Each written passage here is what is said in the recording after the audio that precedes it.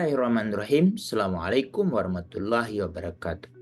Ayahanda dan bunda, alhamdulillah kali ini kita berjumpa untuk menyampaikan berita-berita terkait dengan perlindungan anak di Indonesia 24 jam terakhir. Pertama, berita dari Aceh. Lindungi anak Indonesia dari berbagai penyakit. Pemerintah perluas jenis imunisasi menjadi 14 antigen. Cek yuk, sebagaimana liputan pada hari Kamis 8 Februari melalui pemerintah Aceh Dinas Kesehatan. Untuk melindungi anak-anak Indonesia dari berbagai penyakit berbahaya yang dapat dicegah dengan imunisasi, pemerintah kini memperluas jenis imunisasi rutin anak dari 11 menjadi 14 jenis antigen. Vaksin. Upaya ini juga merupakan salah satu wujud dari transformasi kesehatan dalam akses layanan primer dengan terus menguatkan upaya preventif di layanan primer. Tujuannya mendorong meningkatkan layanan kesehatan masyarakat di tingkat primer sehingga dapat melindungi masyarakat dari penyakit. Direktur Jenderal Pencegahan dan Pengendalian Penyakit P2P, Dr. Maksi Rain Rondonuo, DHSM Mars, menyampaikan program-program nasional seperti imunisasi harus dapat dilakukan sepenuhnya.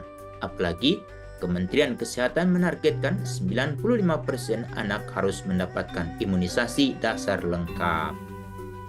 Karena saya lihat ada beberapa kabupaten kota yang bisa mendekati target nasional, tetapi ada kabupaten kota yang sangat jauh sekali imunisasi dasar lengkapnya, ujar Maksi dikutip Kamis 1 Februari 2024. Memang 95% anak-anak kita harus sudah mendapatkan imunisasi. Maka dari itu kita perluas untuk imunisasi menjadi 14 antigen dan itu sudah nasional.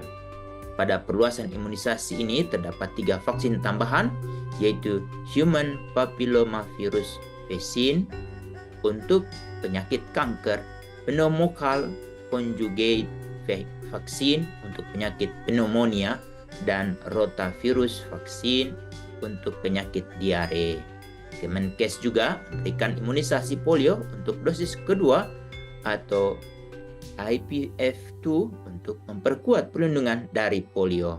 Dengan tambahan tersebut, 14 jenis vaksin diberikan pada imunisasi rutin meliputi BCG untuk penyakit tuberkulosis, DPT HIV untuk penyakit difteri, tetanus pertussis, batuk rejan, hepatitis B, dan infeksi Haemophilus influenzae tipe B.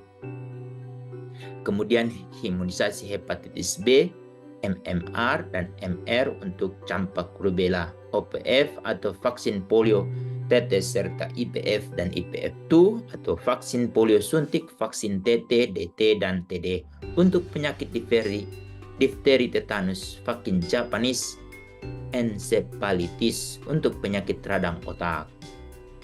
Berita kedua yang kita lihat adalah berasal dari Kompas. Harian Kompas memberitakan hak perempuan dan anak rentan dilanggar saat kampanye. Kompas.com menyampaikan bahwa hak perempuan dan anak rentan dilanggar dalam kampanye akbar partai politik pada pemilu 2024.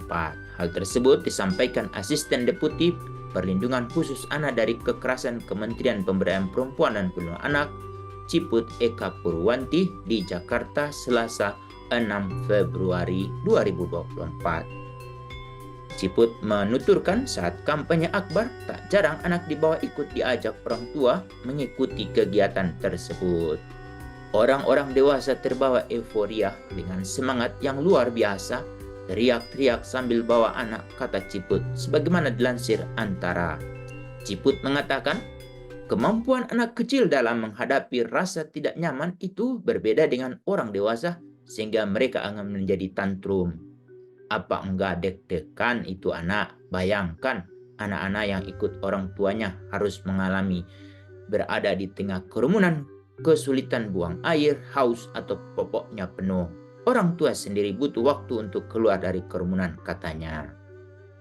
Kita lanjutkan berita yang keempat, berasal dari Radio Republik Indonesia.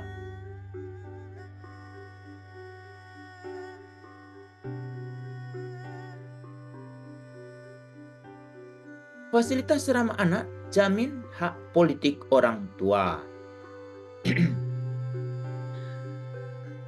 Jakarta menyediakan fasilitas ramah anak di masa pemilu 2024 sangat penting, utamanya ketika orang tua khususnya ibu berada di area kampanye.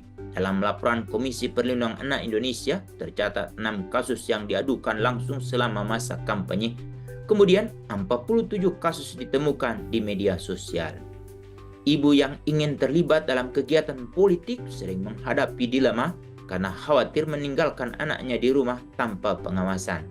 Kami setuju untuk menyediakan fasilitas yang memungkinkan ibu untuk membawa anak-anak mereka ke arena kampanye dengan aman, kata Asisten Deputi Perlindungan Khusus Anak dari Kementerian Pemberdayaan Perempuan dan Perlindungan Anak, Ciput Eka Purwanti dalam perbincangan bersama Pro 3 RRI Kamis 8 Februari 2024. Tolong ibu-ibu minta ke Dinas Pemberdayaan Perempuan dan Perlindungan Anak di kota masing-masing, lalu sampaikan aspirasi bahwa perlu disediakan fasilitas untuk orang tua yang ingin menikmati hak politiknya, katanya menekankan. Menurutnya, fasilitas ini akan memberikan kesempatan bagi ibu untuk terlibat dalam kegiatan politik, sekaligus menciptakan lingkungan yang lebih inklusif dan ramah bagi semua masyarakat. Selanjutnya, berita terakhir yang dikirimkan dari Republika Online.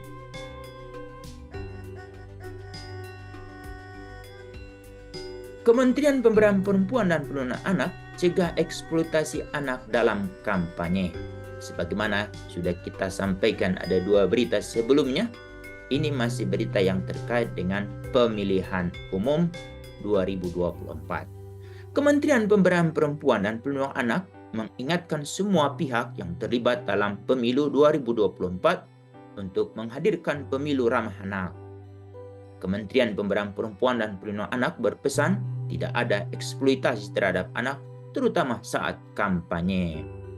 Asisten Deputi Perlindungan Khusus Anak dari Kekerasan Kementerian Pemberdayaan Perempuan dan Perlindungan Anak, Ciput Eka Purwanti menyatakan pelibatan anak saat kampanye pemilu dapat mengganggu psikologis anak.